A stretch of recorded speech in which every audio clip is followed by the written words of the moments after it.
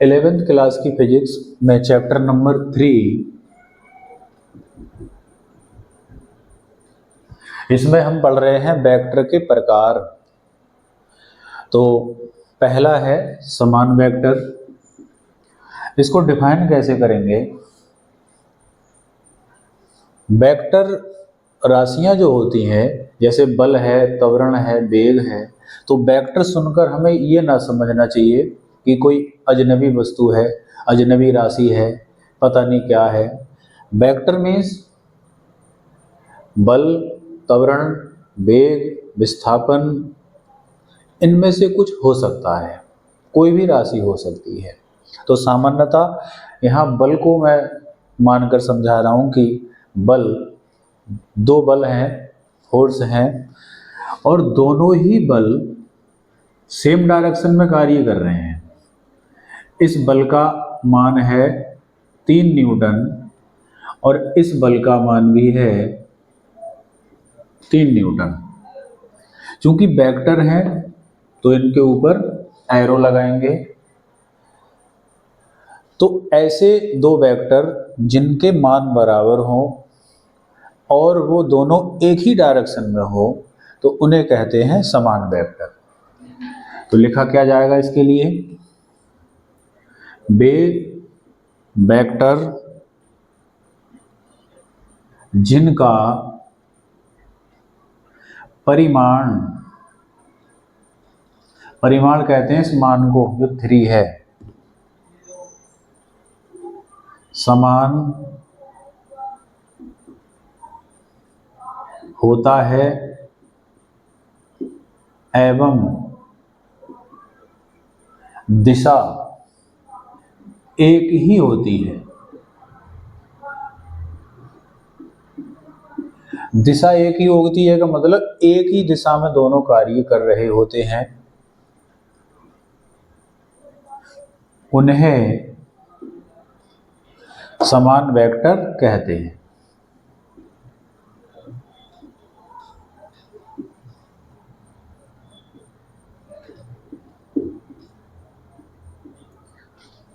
इसे लिखा जा सकता है vector F1 equal to vector F2। Number 2, विपरीत वेक्टर।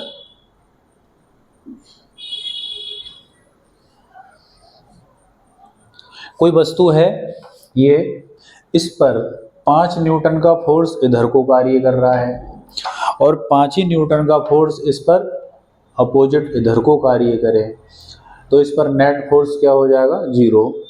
तो दोनों ही फोर्स अपोजिट डायरेक्शन में है, एक राइट हैंड साइड में, एक लेफ्ट हैंड साइड में। तो दोनों फोर्स इक्वल हो।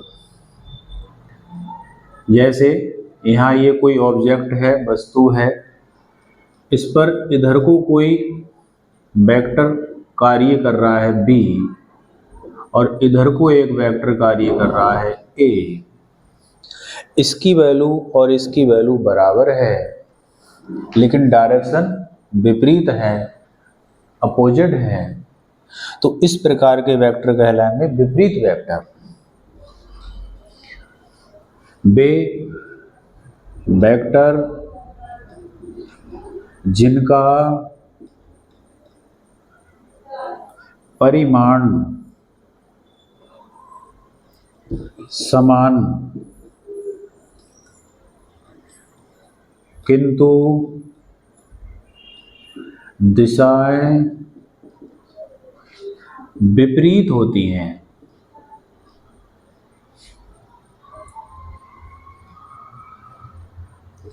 उन्हें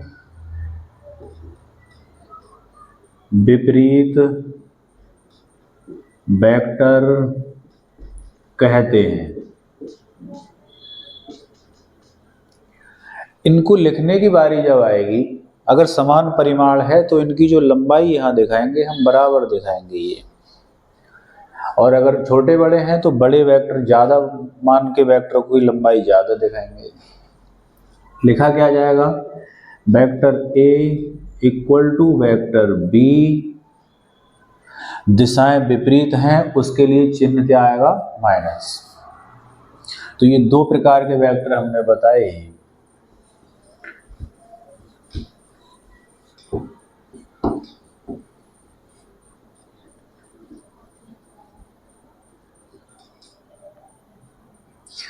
तीसरा वेक्टर है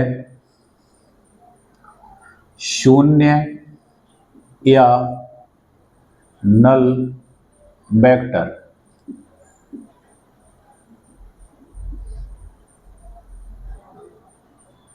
जैसा कि इसका नाम है शून्य वेक्टर, तो ऐसा वेक्टर जिसका परिमाण शून्य हो। आखिर ऐसा क्या होगा, जब शून्य है तो कुछ होगा ही नहीं। लेकिन ऐसा भी कब होगा, जैसा कि मैंने थोड़ी देर पहले एक डायग्राम बनाया कि इधर को फोर्स कार्य कर रहा है 5 न्यूटन। मान लीजिए इधर की डायरेक्शन पूरब है, मैंने इधर पूरब लिख दिया। इधर अपोजिट डायरेक्शन में फोर्स है वो भी 5 न्यूटन, और ये दिशा क्या है, पश्चिम। तो ये जब बराबर हैं और विपरीत दिशाओं में है, तो यहाँ जब कुल फोर्स लिखा जाएगा तो इन्हें घटाया जाएगा, vector F1 minus vector F2। और यहाँ जब वैल्यू रखी जाएगी तो 5 माइनस 5 इक्वल टू 0।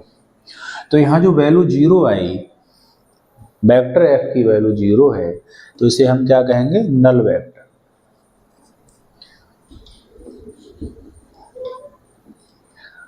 डेफिनेशन क्या होगी, वह वेक्टर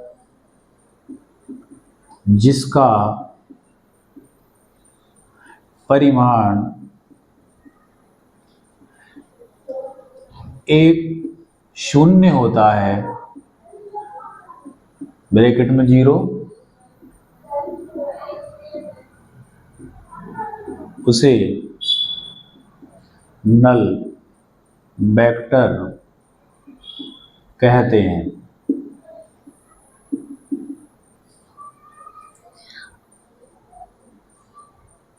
इसे भी लिख सकते हैं वेक्टर ए का मॉड इक्वल टू 0। 4, ये जो दो लाइनें खींची हैं इन्हें कहते हैं मॉड। और मॉड लेने पर ये जो एरो लगा है ऊपर वेक्टर लगा, ये हट जाएगा, तो केवल a बराबर 0। 4 टाइप का यूनिट या एकांक वेक्टर। यूनिट शब्द इंग्लिश का है, एकांक को इंग्लिश में यूनिट कहते हैं। तो जैसा कि इसका नाम है एकांक वेक्टर, एकांक अगर कहीं पर बल का मान, फोर्स की वैल्यू 1 न्यूटन हो, तो उस समय उसे हम क्या कहेंगे, एकांक वेक्टर। तो एकांक को अगर मैं विच्छेद करूं तो आएगा 1 प्लस अंक जिसका परिमाण 1 हो। अगर कहीं वेग दिया है, वेग v बराबर 1 मीटर पर सेकंड, तो वो क्या है, उस समय एकांक वेक्टर है। डेफिनेशन क्या होगी, वह वेक्टर जिसका परिमाण 1 होता है उसे एकांक वेक्टर कहते हैं। रिप्रेजेंट कैसे करें इसको, इसे कैप या कैरेट भी कहते हैं। इस तरह का सिंबल लगेगा। सामान्यतः अगर कोई वेक्टर है तो उसके ऊपर एरो लगेगा, लेकिन यूनिट वेक्टर है तो उसके ऊपर ये कैप लगेगी। इसे कैप भी बोल देते हैं बोलचाल में। तो ये कैप अगर लगी है तो वो वेक्टर क्या है, एकांक वेक्टर है। एकांक वेक्टर को न्यूमेरिकल में निकालने के लिए क्या फॉर्मूला होना चाहिए? तो इसका फॉर्मूला है vector A cap equal to, किसी का यूनिट वेक्टर निकालना है हमें, तो हम वो वेक्टर लिखेंगे और उस वेक्टर के मॉड से भाग करेंगे, और ये मॉड निकालना हम नेक्स्ट वीडियो में समझाएंगे। जिस तरह से 10th क्लास में दो बिंदुओं के बीच की दूरी निकालते हैं, वैसे ही ये वेक्टर का मॉड निकलता है।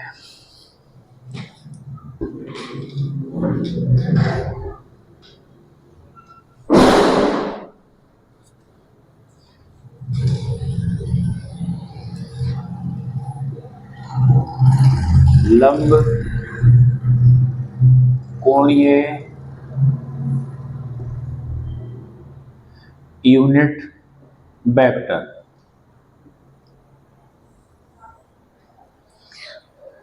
हमने 10th क्लास तक केवल दो अक्ष पढ़ी, एक्स अक्ष और वाई अक्ष। ये है एक्स अक्ष और ये है वाई अक्ष। तो ये जो बोर्ड है ये 2 डायमेंशनल प्लेन है, इसमें दो अक्ष हैं, तो दो अक्ष से मिलकर क्या बनता है? प्लेन या समतल। तो ये बोर्ड समतल है, ये इसकी एक्स अक्ष हो जाएगी और ये वाई अक्ष हो जाएगी।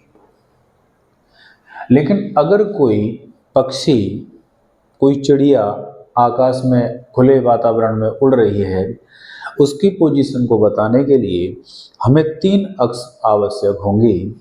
तो तीसरी अक्ष यहाँ बोर्ड पर तो बन नहीं सकती, तीसरी अक्ष ये होगी। अब ये होगी तो ये खुले स्पेस में आ रही है। अगर किसी बिंदु के निर्देशांक हैं 4,3, तो हम ओरिजिन पॉइंट मूल बिंदु से 4 डिजिट इधर चलेंगे और 3 डिजिट ऊपर चलेंगे, यहाँ बिंदु होगा। तो ये दो निर्देशांक के पदों में जो आएगा वो 2 डायमेंशनल तक सीमित है। लेकिन अगर कोई चीज़ आकाश में उड़ रही है तो 2 निर्देशांक पर्याप्त नहीं होंगे, फिर हमें 3 अंक चाहिए। तो तीसरा जो अंक होगा वो खुले स्पेस के लिए होगा। जैसे कोई उड़ने वाला कीड़ा है, वो 4 सेंटीमीटर इधर चला, 3 सेंटीमीटर ऊपर चला और यहाँ के बाद वो उड़ गया, यहाँ उड़ रहा है। अब उसकी लोकेशन बतानी है, व्याख्या करनी है। तो इधर तो पता है 4,3 और यहाँ से यहाँ तक आ गया वो 5 सेंटीमीटर, तो उसके निर्देशांक हो जाएंगे 4,3,5। मीन्स एक्स अक्ष में 4 सेंटीमीटर, वाई अक्ष की तरफ 3 और जेड अक्ष की तरफ 5 पर वो है। ये ऐसा हम जानते हैं। तो तीसरी अक्ष जो बनाई जाएगी वो ऐसे स्पेस में ना बना के इसी बोर्ड में अगर हम बनाएंगे तो यहाँ दिखाएंगे।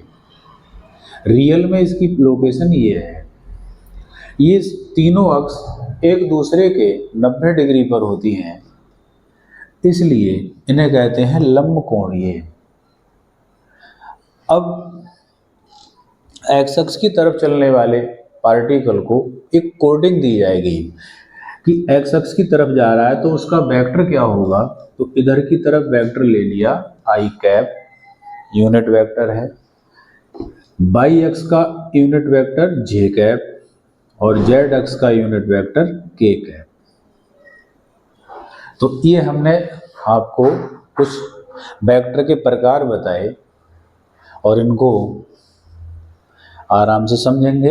लंबकोणीय नाम क्यों पड़ा है? क्योंकि ये तीनों यूनिट वेक्टर एक दूसरे से 90 डिग्री पर हैं, इस तरह से ये लोकेटेड हैं। एक्स अक्ष यहाँ पर, ये एक्स अक्ष हो गई, वाई अक्ष और जेड अक्ष। तो 2 अक्ष तो हमारी प्लेन में आ जाएंगी और तीसरी अक्ष खुले स्पेस में होगी। तो तीनों अक्षों के ये यूनिट वेक्टर हैं। अगर कहीं लिखा है 4 जे कैप, तो इसका मीनिंग लगाएंगे कि कोई कण वाई अक्ष पर जा रहा है और कितनी दूर जा चुका है? 4 मात्रक। कहीं लिखा है 3 आई कैप, इट मीन कि ये कण एक्स अक्ष की तरफ जा रहा है, कितना दूर जाकर गया, 3 मात्रक। तो ये इन यूनिट वेक्टरों से हमें जानकारी होगी। आज का कार्य इतना ही। धन्यवाद।